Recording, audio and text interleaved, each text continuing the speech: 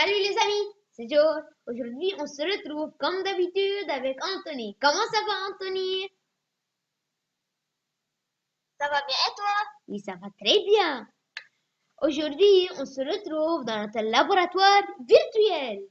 Aujourd'hui, le but, c'est de réaliser la fermentation.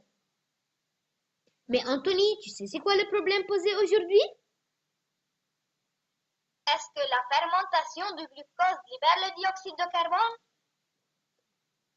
C'est soit oui, la fermentation du glucose libère le dioxyde de carbone, soit non. La fermentation du glucose ne libère pas le dioxyde de carbone. On va savoir après. Maintenant, on va voir le matériel. On va utiliser d'abord un bécher rempli d'eau. Ensuite, Anthony, On va utiliser le glucose ensuite, on va utiliser de la levure chimique placée dans un et de verre la de menthe. farine. Tout à fait.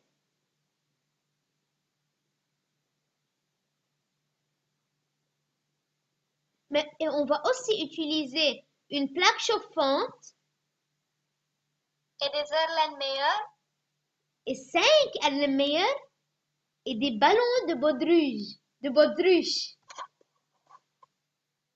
Maintenant, on va commencer l'expérience. On va mélanger mélanger de l'eau et de la levure chimique dans le premier Erlenmeyer. Ensuite, Anthony, et mélanger l'eau et la levure mélangez chimique l'eau. dans l'Erlenmeyer.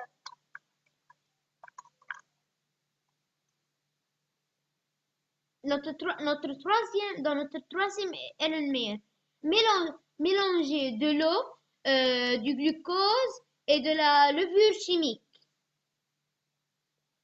Puis,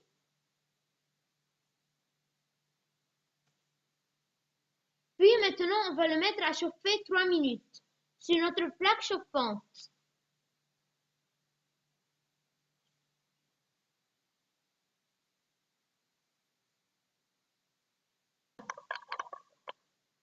Mélangez l'eau et du glucose dans le quatrième Erlenmeyer.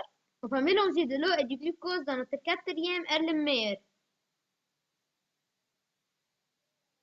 Dans notre cinquième expérience, dans l'Erlenmeyer, on mélangeait de l'eau, de la levure chimique et de la farine. Maintenant, on va rajouter la levure chimique.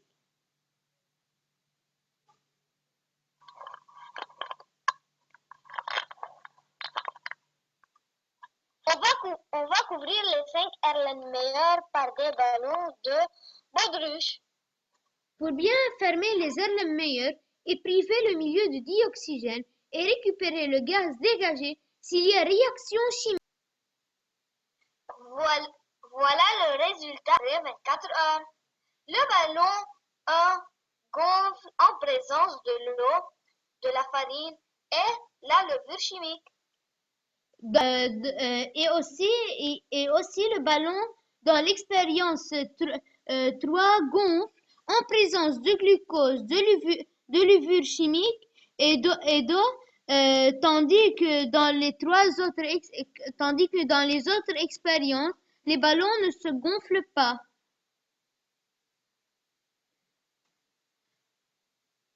Anthony, à ton avis, pourquoi? Je crois qu'il y a dégagement de gaz. Ah oui, mais c'est quoi ce gaz?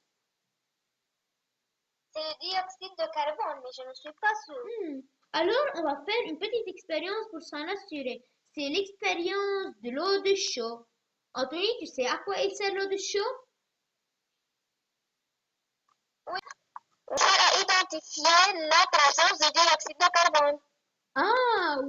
Ah oui, ici, maintenant dans notre expérience, on va presser sur les deux ballons et pour transvaser le gaz se fait éjecter dans le bécher et on remarque que l'eau de chaud trouble.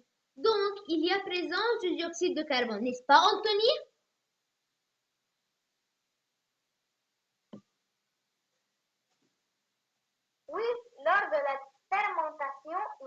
dégagement de dioxyde de carbone. Ah bon? Et n'oubliez pas, les amis, que pour avoir une fermentation, il faut obligatoirement du sucre, de la levure chimique et de l'eau. Et ça doit, le récipient ou la verrerie que vous allez utiliser doit être obligatoirement fermé. C'était Georges et Anthony avec vous. À la prochaine, Anthony. Bye. À la prochaine, bye. C'était Georges et Anthony pour vous servir. Ciao. N'oubliez pas de vous abonner et de mettre un petit pouce et d'activer la cloche de notification. Bye.